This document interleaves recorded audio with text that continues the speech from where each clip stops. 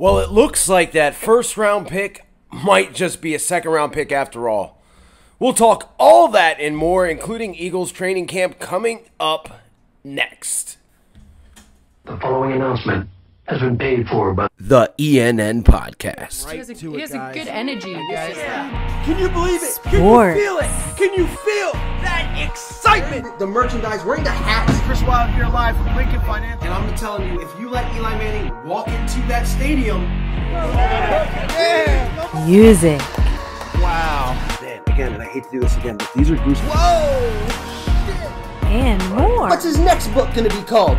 Spineless? Mike.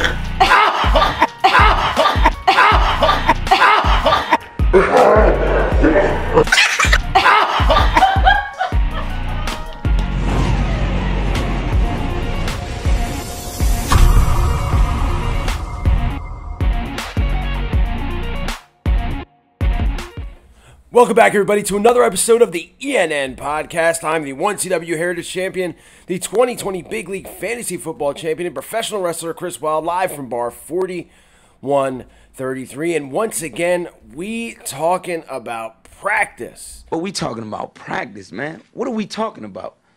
Practice? We talking about practice, man. We talking about practice. We talking about practice. We ain't talking about the game. We talking about practice, man.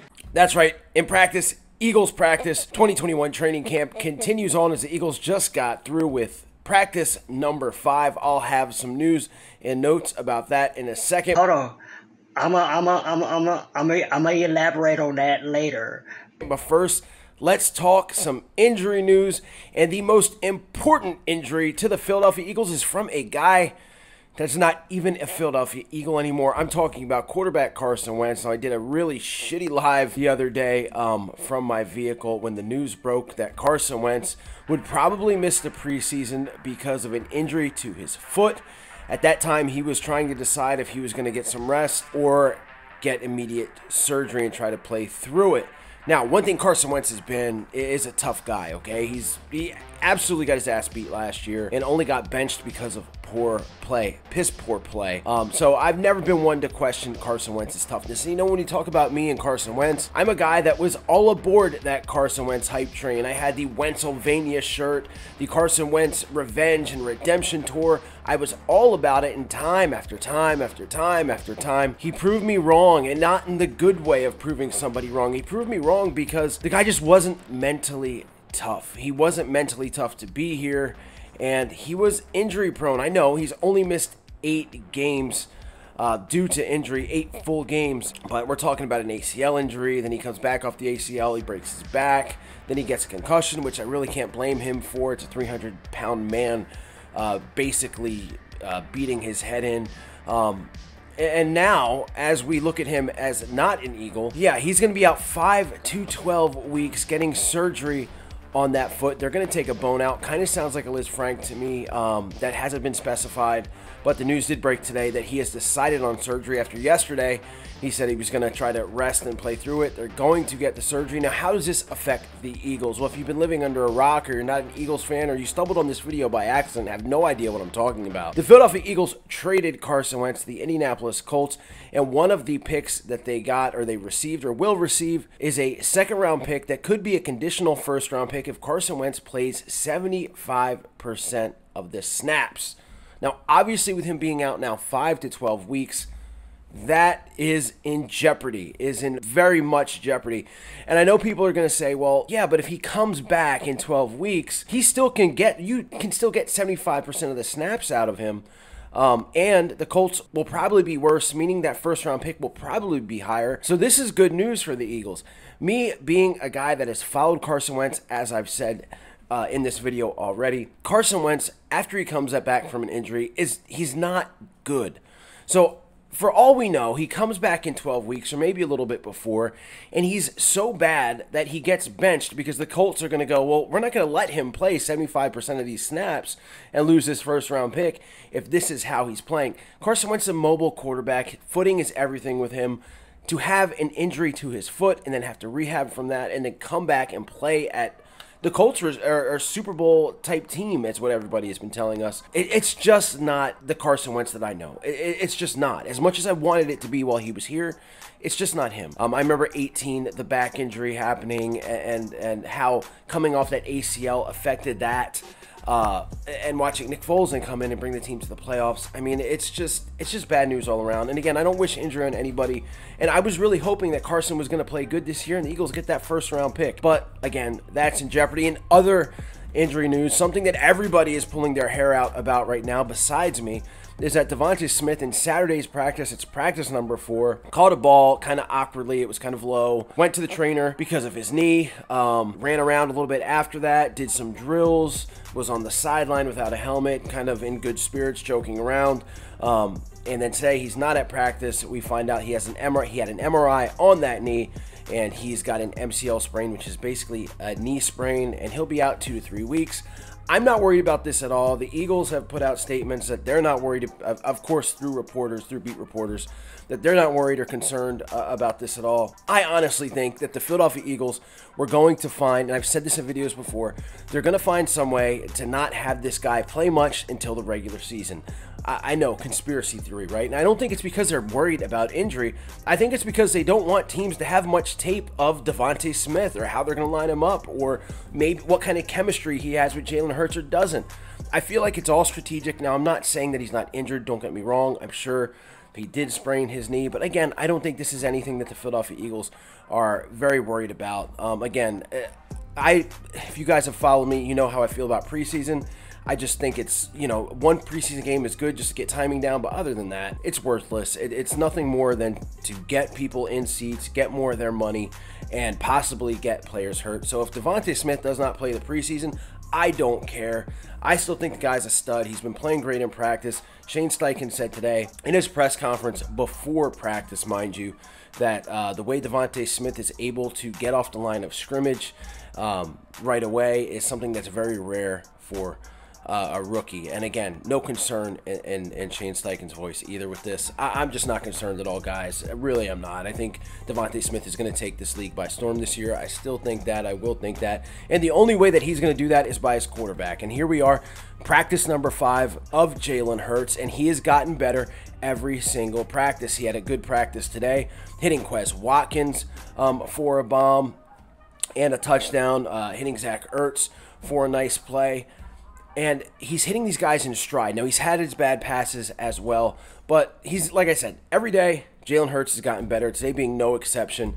And guess what, guys? He looks like a starting quarterback, which is good for the Eagles. He's resonating with his teammates. Brandon Brooks has talked about what a good leader he is. Lane Johnson has put him over. Jason Kelsey. Playing with him last year is a lot of fun. His fight to win is impressive. That's all he cares about is winning. He's going to give everything he can to win, and that's the ultimate goal. This is the guy. Jalen Hurts is the guy this year. Now, what you hear about Deshaun Watson or Aaron Rodgers even, Jalen Hurts is your guy, and he definitely looks like it out there on the practice field, which I said again is a good thing for the Eagles. Also good for the Eagles. Nick Mullins doesn't look that bad as a third quarterback. Joe Flacco is Joe Flacco. I like the quarterback room. And again, I'm the optimistic Eagles fan. But Jalen Hurts, again, coach that he's had, the rent is due guy, Rodney McLeod put on a hat. Guys are wearing the hats. I mean, he was in the Bro Barn, which I'm going to do a separate video about with Lane Johnson this year. This is the guy that his mindset is what we wanted Carson Wentz's mindset to be, since we're talking about Carson Wentz's video. With that being said, other guys that have had so far a good camp. Quez Watkins coming off of an illness, and it's just weird to me that Devonta Smith now gets taken out of practice, and all of a sudden Fulgham's in there, Rager's in there, Watkins is in there. These are guys that have missed time. Again, conspiracy theories, I know, but it's just kind of funny to me. I talked about Quez Watkins last year, how I thought he was going to be an absolute steal of a draft pick. He showed a little bit last year at the end of the year. So far in practice this year, he looks really good. I'm a Quez Watkins guy. Other guys that I've really talked about on this channel since last year is Josh Sweat. We're going to talk about this defense. The defense has looked good every single practice. Has probably won every practice. Josh Sweat and Derek Barnett even look, especially today, have looked awesome. They beat the shit out of Andre Dillard today, which is bad for Dillard. as he also got beat by Brandon Graham, by Fletcher Cox. But this defensive line is looking good. It's finally looking good. These are things that we didn't hear last year, as well as a guy like Miles Sanders on the offense. I know there's videos everywhere, but Miles Sanders Saturday having a huge run, and that this running game looking good with Kerryon Johnson and Jason Huntley flashing today. Boston Scott looking like Boston Scott. I mean, there's so many positives to come out of this practice. And again, optimistic Eagles fan, here I am, and this you're not going to hear much negativity from me. Davion Taylor finally looks like a player. When they drafted him last year, I killed the Eagles for drafting him in the 3rd round as a project player with a team that needed linebackers. He was probably held back by Nate Gary, who should have never had a starting job in this league, in my opinion.